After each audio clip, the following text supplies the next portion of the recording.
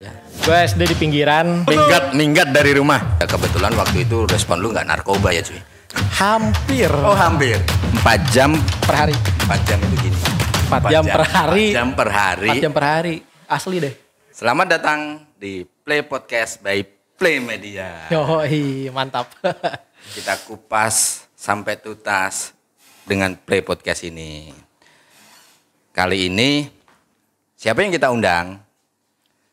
Ya pasti orang-orang di sekitar kita. Tapi orang-orang ini pasti menginspirasi teman-teman. Amin. Nggak pakai lama, nggak pakai apa-apalah. Kita perkenalkan, teng. Kemana lihat ini? Sana. Bebas lah Dim. Oke, ini oke. namanya juga Slow ngobrol ya. slow Ya. santai. Oke. Lu perkenalan dulu Dim. Oke. Jadi Lu siapa? Oke, mulai ya.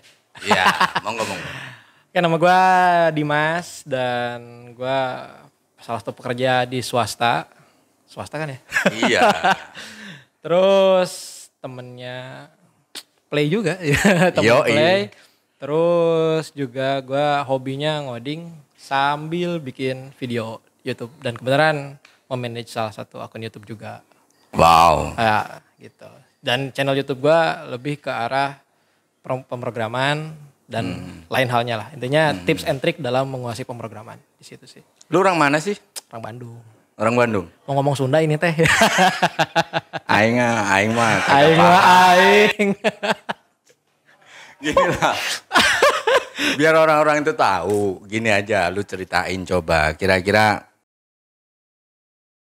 yang paling istilahnya menunjukkan diri lu tuh siapa, nyari jati diri, Oke. pengalaman-pengalaman yang seperti kayak gila, gue dulu gini, tapi ternyata ada manfaatnya ya. Oh. Gila, gue dulu ini bandel, kayak gue dulu mungkin ya sedikit bandel sih gitu kan. Tapi ternyata dengan itu bahasanya jadi banyak teman atau apa Oke. gitu. Nah, coba lu ceritain, kan lu di Bandung ya? Ya.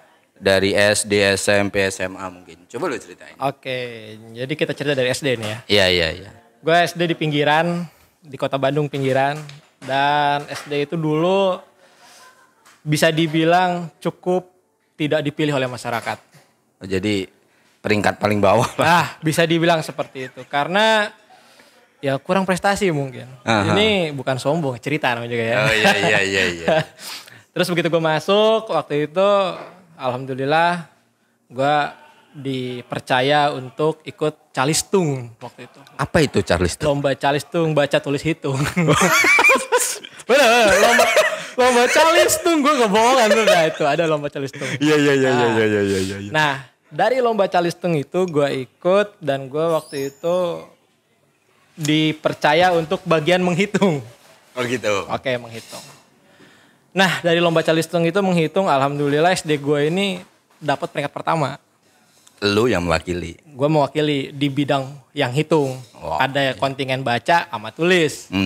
Nah waktu itu yang masuk adalah kalau nggak salah nih itu yang baca sama yang hitung. Oke. Yang baca tuh baca cepat, dilihat dari kecepatan baca sama artikulasi. Gitu. Kalau saya ngitung dilihat dari segimana kompleksnya perhitungan waktu itu di usia SD. Oke. Nah dari situ SD gue mulai naik, mulai banyak yang ini karena waktu itu terkenal banget. Oke. Terkenal banget, maksudnya Apa tadi? waktu itu masih sekecamatan waktu. Kecamatan. Kecamatan Bandung Kidul. Mulai rame itu kan. Sampai akhirnya prestasi yang kedua di SD itu yang saya torehkan waktu itu lomba science. Jadi lomba karya ilmiah. Lomba Lu karya nulis? ilmiah. Enggak, bikin alat. Oh, bikin alat. Bikin alat, jenis bikin alat yang harus kita peragain sama harus kita jelasin apa sih gunanya gitu. Untuk tingkat SD waktu itu. Cuman waktu itu ingat banget di salah satu SMP di Bandung di Buah Batu. Lombanya di situ. Buah batu. Di Buah Batu lombanya. Salah satu SMP di Buah Batu. Iya. Itu ngadain lombanya. Nah, saya sebagai perwakilan SD saya maju ke sana dan baru nentuin ide itu 2 hari sebelum lomba. Oh. Sampai akhirnya saya bikin waktu itu alat pendeteksi banjir. Pendeteksi banjir. Pendeteksi banjir. Iya, dibantu dengan bapak saya. Oke. Coba lu SD udah bikin alat pendeteksi banjir. Iya. Maksudnya apa? Jadi Seperti apa alatnya juga? alatnya itu simulasi. Jadi seolah-olah ada satu dam. Dam itu kita analogikannya dengan satu ember bucket. Terus ada pelampung. Si pelampung ini nanti semakin airnya naik kan semakin menunjukkan ketinggiannya levelnya berapa. Oke. Nah waktu itu yang bikin menarik adalah SD saya udah belajar yang namanya, kok saya sih gue anjir gue ya. Udah belajar namanya elektronika dasar, flip-flop. T flip-flop, D flip-flop. Oh iya. Ya, Gue gitu. juga pernah lo SD bikin apa itu Iya, PCB, gitu, betul, terus kasih lampu-lampu ya nggak? Ya, cuman diaplikasikan untuk mememorize level air waktu itu. Dan itu menjadi juara 1 gara-gara itu.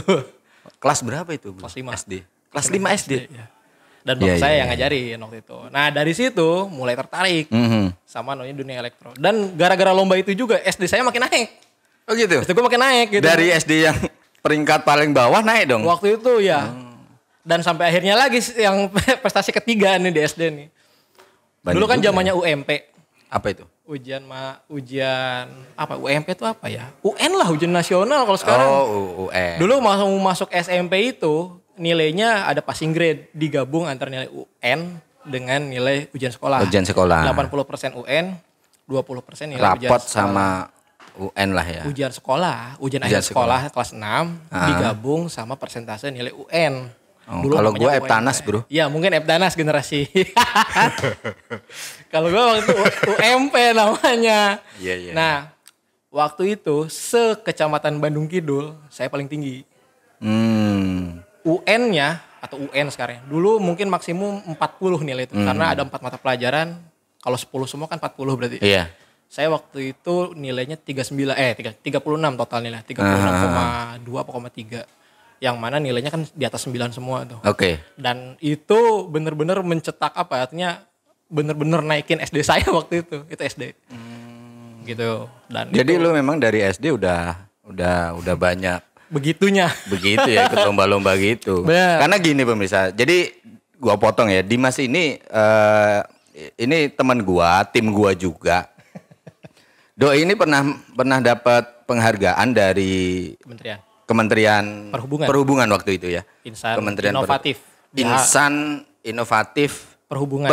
Di tahun 2019. 2019. Di Hari Perhubungan Nasional. Di Hari Perhubungan Nasional. Jadi itulah makanya gue itu istilahnya pengen ngulik aja gitu. Apa dadakan atau sistem kebut semalam atau jangan nyontek karya orang lain gitu loh. Makanya nih ternyata dari SD dia udah suka begitu-begituan ya. Iya. Gitu. Terus SMP gimana? Nah, akhirnya saya masuk SMP yang waktu itu ada paradigma gini.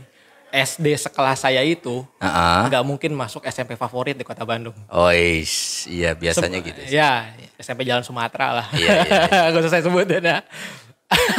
Gua nggak tahu Bandung sih. Iya, tapi itu SMP lu Jalan. Lu bohong nggak tahu gue deh. Bener, SMP Jalan Sumatera, Alma Mater Ridwan Kamil. Iya. Gue sebut juga nih. Iya. Nah, waktu ada paradigma kayak gitu. Cuman karena waktu nilai tadi UN saya paling tinggi se-Kecamatan Bandung Kidul ditambah nilai ujian sekolah hampir mendekati nilai 40. 39,3 waktu itu nilainya. Akhirnya saya masuk ke situ dan orang tuh pada nggak percaya. Di kompleks saya aja nggak percaya. Ada orang pinggiran ya nilainya kok bisa gede gitu. Betul. Gak mungkin lah masa sih orang di situ bisa masuk SMP sana. Rasanya gak mungkin waktu itu. Ada paradigma kayak gitu. Paling SMP pinggiran. Ada kayak begitulah. Sampai akhirnya saya berhasil ngebuktiin dan di sana di SMP. SMP favorit. SMP favorit masuk. Waktu itu klaster 1 lah judulnya. SMA juga SMA favorit jadi? SMA favorit. Wow. Nah di SMP juga sempat ikutan Olimpiade fisika sama matematik. Kok bisa 2? Perasaan cuma 1 deh. Artinya di tahun pertama saya kontingen Olimpiade matematik. Kelas 2 kontingen Olimpiade fisika. Oh, ya, kita agak berlawanan arah cuy. Gue Olimpiade biologi, gue suka-suka yang malah gue menghindari biologi. Kalau gue menghindari biologi jangan sampai ya gue nemu biologi. Karena bener dari dulu biologi itu menurut gue susah dibayangin. Terus lu menang? Olimpiade. Waktu itu sampai untuk Kota Bandung menang. Juara? Juara runner up. Tapi juara lah ya. Juara dan sempat dilatih juga di waktu itu di daerah ya di sekolah dilatihnya, jadi didatengin si yang pelatihnya itu. Iya. Terus? Nah, cuman untuk seleksi masuk provinsi kalah waktu itu. kalah. Karena ya saya juga belum nyampe lah waktu itu mungkin itunya. Terus? Tapi dari situ pelajarannya adalah jangan pernah minder sih. Oke. Waktu itu saya ingat banget kalah itu gara-gara minder. Sorry ya, bukan ngomongin etnis gitu. Tapi ada mindset begitu lihat etnis yang Tionghoa biasanya pinter. Ada mindset gitu di Kota Bandung waktu di kalangan. Begitu lihat lawannya, wah aduh pada Tionghoa nih gitu kan. Begitu melihat soal buyar semua. SMP. Tapi itu pengalaman. Nah, pengalaman itu saya bawa ke SMA dan di SMA pun ikut lagi Olimpiade. Kelas 1, kelas 2 gue ikut Olimpiade. Fisika? Enggak.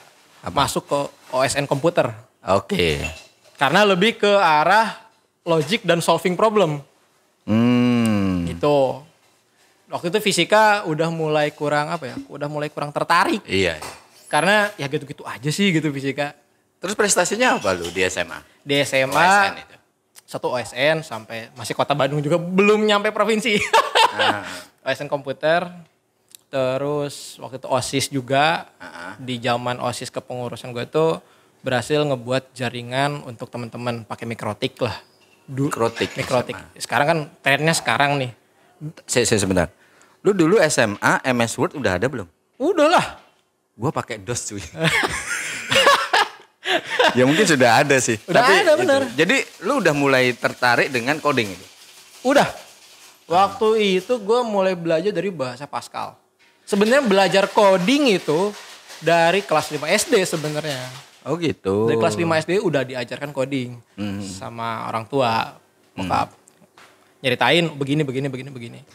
Cuman masih case-nya belum deep gitu, masih di sekitar kalau mau bikin kalau mau bikin pingin nyetak tulisan Hello World sebanyak 1000 gimana caranya? Oh iya. Ya kayak gitu kan. Pascal misalkan. Iya. Masa saya harus ngetik print 1000 kali? Iya. Ya kan? Dikasih logikanya. Walaupun waktu itu gue masih belum ngerti ini for loop apa, while loop apa, do while apa, masih belum paham. Cuman dikenalin fungsinya dulu. Ini tuh untuk mengulangi biar lu nggak capek-capek nulis, intinya begitu. Jadi memang dari lu SD, SMP, SMA udah mulai seperti lomba-lomba itu, lomba-lomba. ya. Dan itu benar-benar ngebentuk mental waktu ketemu orang banyak, menjelaskan sesuatu ke orang lain, benar-benar kelatih di situ. Itu lu berani ikut lomba itu ada istilahnya dari diri lu sendiri atau memang ada istilahnya orang tua lu harus? Enggak. Orang tua tuh mama terutama lebih bilang kalau memang kamu pinter gak usah banyak omong, buktiin. Oke. Buktiinnya dengan apa? Kasih mama 1 piala, apapun itu. Okay. Dari dulu begitu, mau lomba puisi, calistung tadi, lomba olimpiade, semuanya kasih ya buktiin, mama pengen lihat, papa pengen lihat gitu loh. Jadi itu motivasi lu? Motivasinya waktu itu seperti itu. Dan pengen ngebuktiin sama ya tadi ya paradigma dia rumah waktu itu, lingkungan sekitar. Gak mungkin orang sini tuh pintar-pintar. Oh gitu. Dan lu udah buktiin dong? Buktiin itu. Oke. Jadi memang background lu banyak kan udah ikut lomba, lu suka coding gitu. Coding. Nah, sekarang lu sibuk apa bro? Sekarang gue sibuk ngoding juga. Ngoding juga? Ngoding ngebuat platform untuk IoT.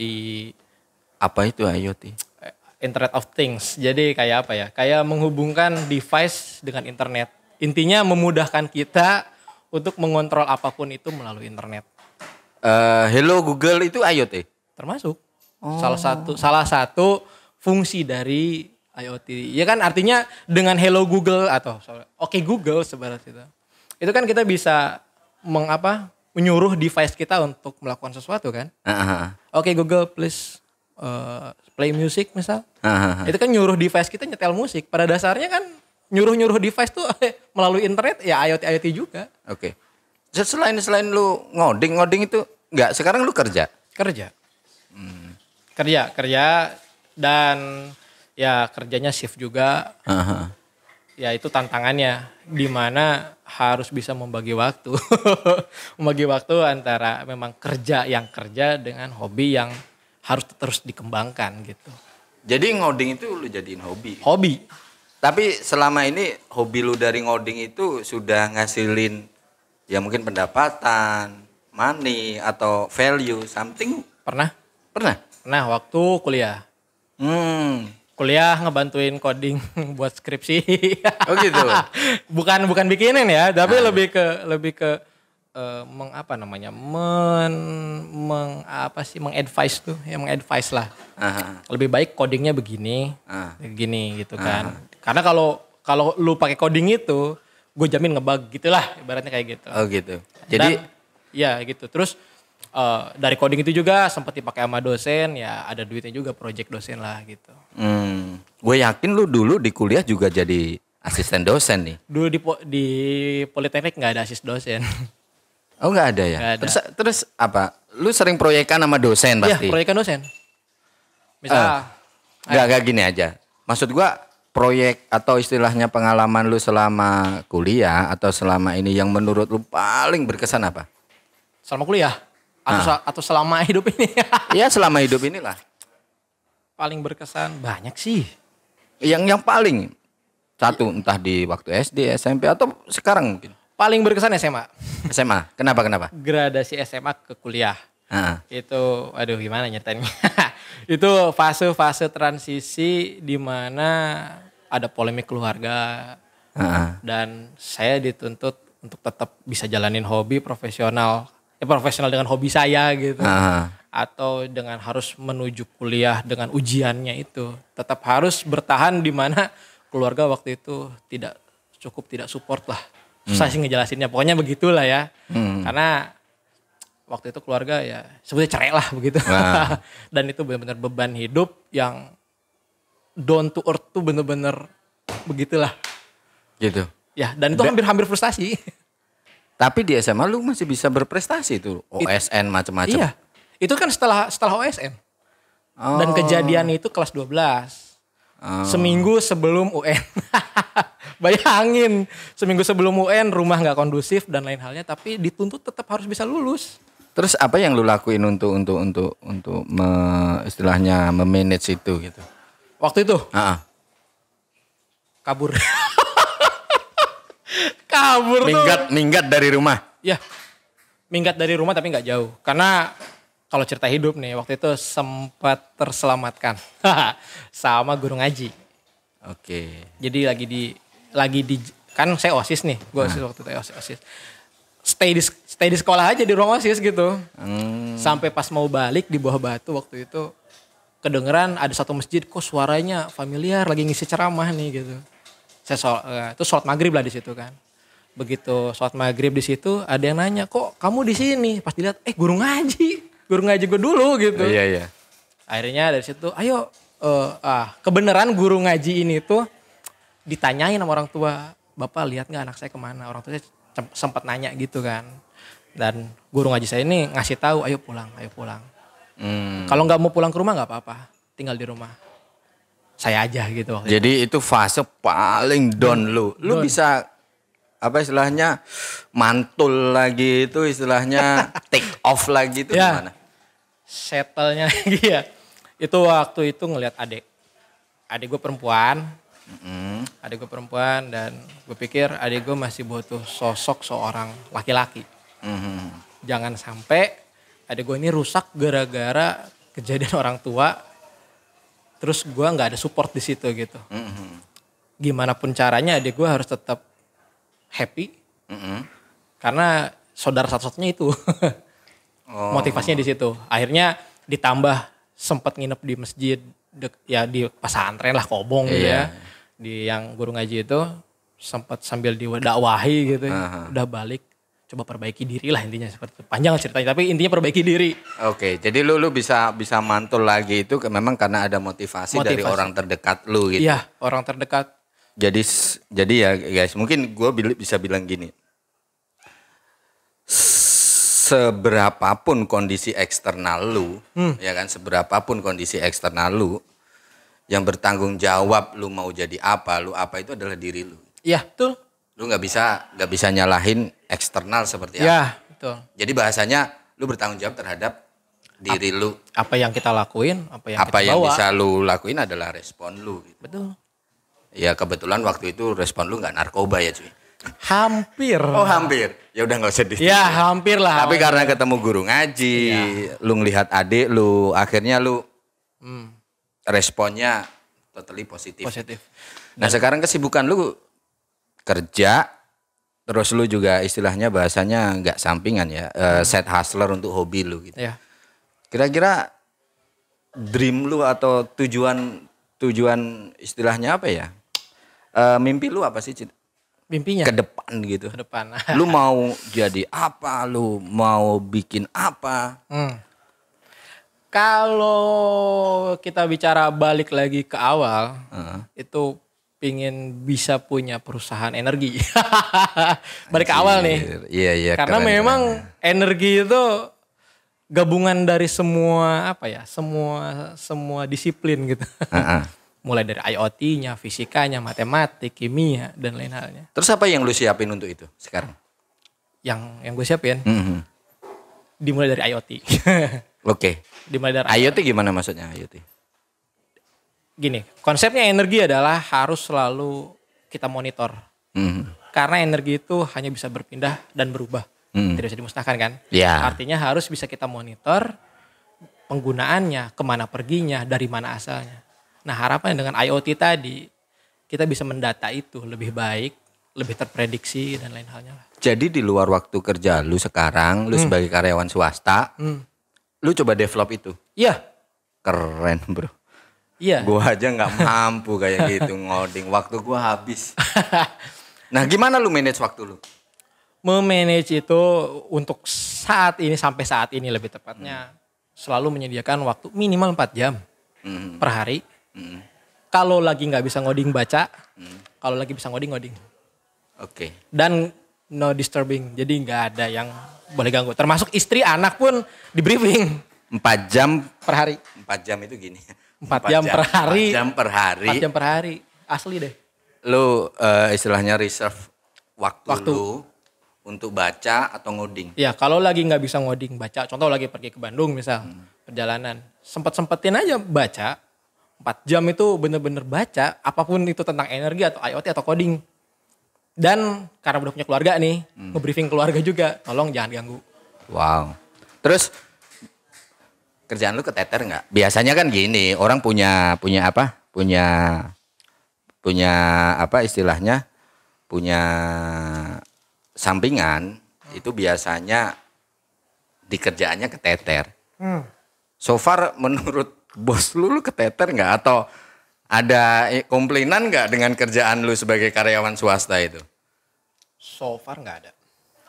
Keren ya. Nggak ada, karena ya tadi. Gua aja mungkin nggak bisa kayak gitu. Lebih tepatnya selalu ya apa ya, mengkondisikan kerjaan kantor ya di kantor, kerjaan rumah ya di rumah, kerjaan di tempat nongkrong.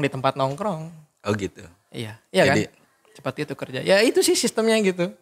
Contoh lah kayak tadi, ya di luar ketika lagi ngobrol, mungkin saya waktu itu inget, oh gue belum baca nih. Makanya baca. Apapun itu, mau coding, mau tentang energi, tentang apa. Oh iya, pantesan tadi kita pas waktu ngopi gue lihatin lu baca ini tab, ini apa, ini merah, hijau. Coding tadi ya? Coding. Iya. Karena semakin kita sering baca codingan orang lah, kita ngomongin coding. Itu semakin kita termindset gimana orang lain solving problem. Yang tadinya misalkan gue nyelesain masalah dengan 20 baris, ternyata ada loh orang yang nyelesain masalah itu yang sama hanya dengan 4 baris. Keren. Ya itu konsep-konsep yang kadang nggak bisa kita temuin di kuliah. Iya. Jadi karena dream lu pengen punya perusahaan energi Kalau tadi. bicara awal tadi ya. lu mulai bikin iot, di samping itu sekarang gue jadinya gini, yang sampingan itu lu sebagai karyawan swasta atau lu ngoding nih? Sampingan tetap ngoding. Oke, jadi tetap pendaringan utamanya Iya. karyawan Jelas swasta lah. Harus tetap ada integritas. Yoi. Jadi cuy, ini keren nih manage waktunya Bang Dimas ini. Nah, kira-kira apa yang bisa lu dapetin dari Bang Dimas ini? Kita tanya langsung aja ya. Kira-kira pesannya buat teman-teman nih, karyawan-karyawan swasta atau teman-teman yang lain agar bisa tetap fokus di hobi bisa jadiin uang dan tetap bisa profesional di kerjaannya, di karyawan sebagai karyawan juga. Ya. Itu apa? Coba share ke teman-teman tips lu atau istilahnya advice lu, Bro. Oke. Kalau misalkan bicara seperti itu, satu sih dari saya, Tuhan menyediakan waktu 24 jam. Setiap orang sama jumlahnya. Tinggal lu mau berusaha apa enggak untuk nyisihin tadi 4 jam dari 24 jam tadi.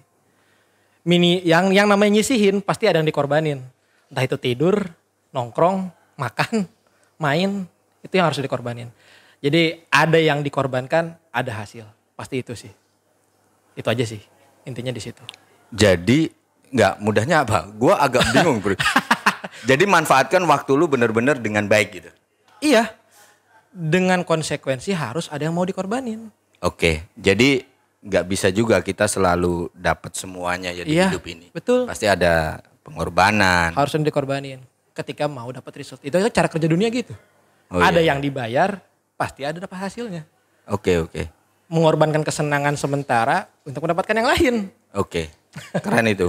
Jadi kali ini diskusi kita dengan Bang Dimas mungkin agak singkat ya. Yoi. Tapi kita tahu Bang Dimas ya. Sekali lagi prestasinya luar biasa lah. Panjang. Panjang dia. Ini terakhir nih. Lu kayaknya pernah ngehack web Pemkot atau apa ya? Yang mana? Ya kita kan gua pernah denger lu cerita itu gitu. Hack nih, ngomongin hack. Aha. Sekali lagi hack. Itu masih perusahaan. Ternyata dia juga bisa ngehack, bayangin ya. Karyawan swasta, sebagai ayah, udah punya keluarga gitu ya.